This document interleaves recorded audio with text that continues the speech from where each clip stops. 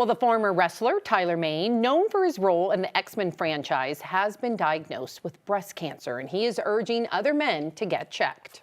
Mane says he found out that men are more likely to be diagnosed in advanced stages because it's not necessarily talked about or even thought about in some cases.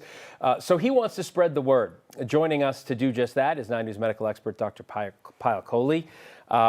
Yeah, I think, that stat alone is probably because it's not really on our radar. It's not at all. And men have breast tissue, just like women do, but a lot of men don't realize that they can get breast cancer. In fact, 1 out of 100 breast cancers do occur in men. Oh, wow. Now, obviously, their lifetime risk is really low. It's much more rare in men, right? So 8 out of 8 women, 1 of them will get breast cancer in their life. It'll take 726 to 1,000 men for 1 of them to get breast cancer.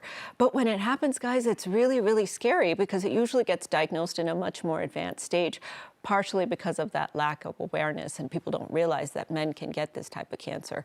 So there's 2 types of cancers men can get. One is called invasive ductal carcinoma, and the other is called ductal carcinoma in situ. So it's ductal tissue from the breast, but it's just whether or not it's invaded or not yet. And Dr. Kohli, another part that to me was pretty heartbreaking, the fact that he hid his diagnosis for so long because he felt, and you can chime in here, is there a stigma attached to men and breast cancer? There's a huge stigma, Sam, and it's men and the community in general, even physicians, I will say, perceive it as a woman's disease, right? And so the Major League Baseball turns their bats pink on Mother's Day to raise breast cancer awareness, and the ribbon, it's a pink ribbon for breast cancer awareness. So a lot of men feel that it's a sign of lack of masculinity, or it's some kind of a failure that they have this woman's disease. And I think we really need to change that if we're going to change the prognosis for those poor, unfortunate men that do end up getting male breast cancer. And then I think people who aren't clued in, guys think I don't have breasts, I have pecs. Right? But you're saying it's the tissue. So then how should men, if they're now talking about this, in part because, of this brave decision to come out and talk about it, what kind of symptoms should men be looking for? Because I know women do self-breast exams and they do it at the doctor, but what should guys do? So we don't screen men on a population level because it's so rare that that's not an efficient way to do it. So it really is up to the man to feel his breasts and look for any changes. And so the most common way they present, similarly to how women present, usually with the lump. Sometimes you'll see it right under the nipple. You can see retraction of the nipple. You can see bloody discharge. A good friend of mine passed from male breast cancer, a vascular surgeon. We were in residency together. He was operating one day and he started having pain in his arm, and he thought he had carpal tunnel from operating too much, and it was actually a lymph node, and so it didn't get picked up until it had spread far beyond the breast, and this is in a physician.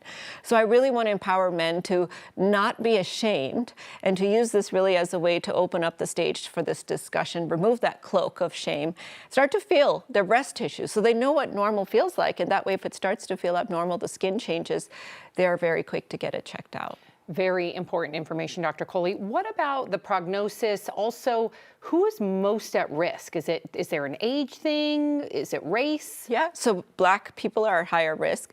Age, as we get older, age over 60 to 65, those patients are at higher risk. People with a family history of breast cancer, that significantly increases a male breast cancer risk as well. And then we have these genetic mutations, BRCA, that we've heard of, BRCA mutations, that can increase the risk as well, genetic syndromes, but a lot of lifestyle factors too. So obesity and alcohol use have been closely linked to male breast cancer as well as liver disease. And unfortunately, Sam, the prognosis is not as good as it is for female breast cancer just because it does get picked up later. But if it's picked up earlier, we do a lot of the same things. We do the surgery, we do the radiation, chemotherapy, targeted therapies, hormone therapies. So again, the more men know that this is breast tissue, not pecs, as you said, Phil, and the more they start to feel what normal feels like, the more they'll know when something's abnormal. It's a good heads up. And it's a really, brave, wonderful thing that he's doing. It really is. And he was ashamed of it before, he said, and then now he's come out with it. So I want us to use him as really a role model for how we should think about the men in our lives. Well said, Dr. Kohli. Thank you.